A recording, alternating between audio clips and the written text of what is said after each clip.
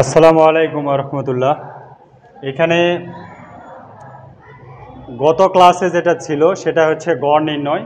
আজকে পরিসংখ্যানের যে অধ্যায় আছে নবম দশম শ্রেণীর, এটা থেকে আমরা মধ্যক নির্ণয় করব।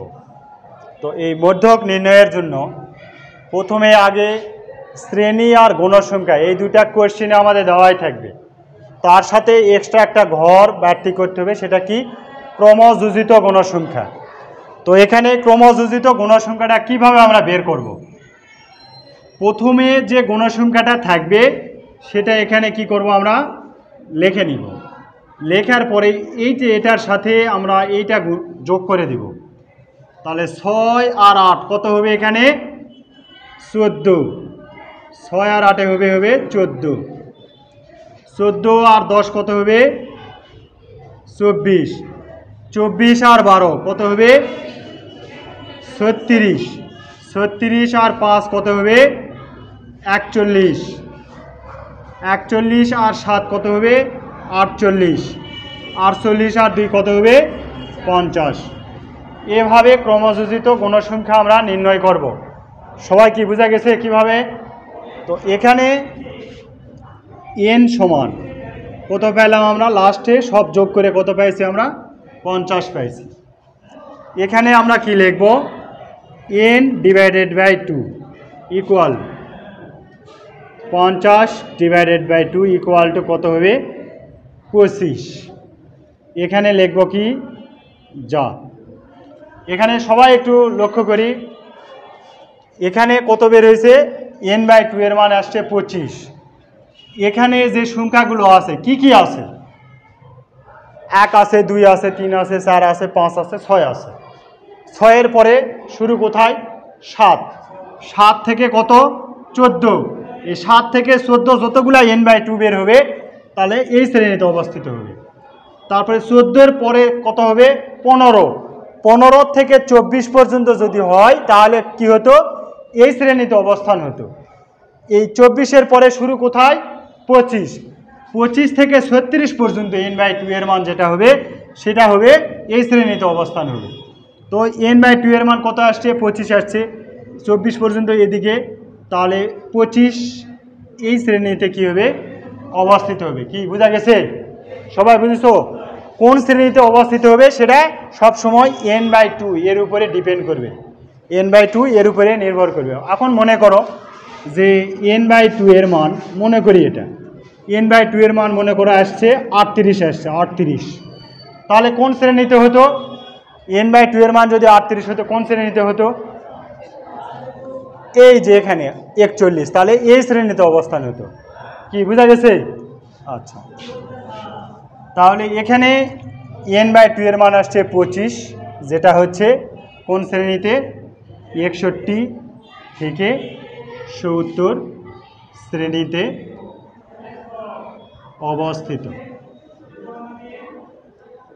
তো এখানে কিছু কিছু শিক্ষকেরা ভুল করে যে সর্বোচ্চ গণসংখ্যা যে শ্রেণীতে আছে সেই শ্রেণীতে মধ্যক অবস্থিত। হ্যাঁ, কিন্তু সব ক্ষেত্রে কি? সব ক্ষেত্রে কিন্তু এক হয় না। আমরা সব সময় n বাই 2 যেটা বের হবে তার উপরে ডিপেন্ড করে এখানে যে শ্রেণীতে থাকবে সেই শ্রেণীতে আমরা কি করব? লক্ষ্য করব।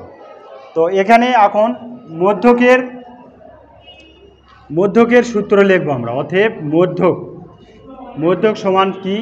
l plus n divided by 2 minus fc গুণ h ডিভাইডেড বাই fm। তো এই মানগুলা এখানে আমরা কি করব? সাইডে নোট ডাউন করব। l এর মান এই যে শ্রেণীতে অবস্থিত হবে সেই শ্রেণীর প্রথম যে মানটা থাকবে সেটাই হবে l এর মান। তাহলে l ইকুয়াল টু কত আছে? এখানে 61। এই যে শ্রেণীতে অবস্থিত l এর মান। n বাই 2 এখানে মান আমাদের আছে কত? 25। কত আছে? h কোনটা? এখান থেকে এখানকার ব্যবধান, প্রতিটা শ্রেণীতে ব্যবধান হবে সেটাই কিসের মান? h এর মান। তাহলে 31 থেকে 40 ব্যবধান কত? 10। বারবার বলেছি ক্যালকুলেটরে যদি তুমি তোলো তাহলে কিন্তু 9 হবে। কিন্তু আমাদের পরিসংখ্যানের নিয়ম কি? প্রথমে যেটা থাকবে সেটাও আঙ্গুলে ধরতে হবে, শেষে যেটা আছে সেটাও কি হবে? ধরতে হবে।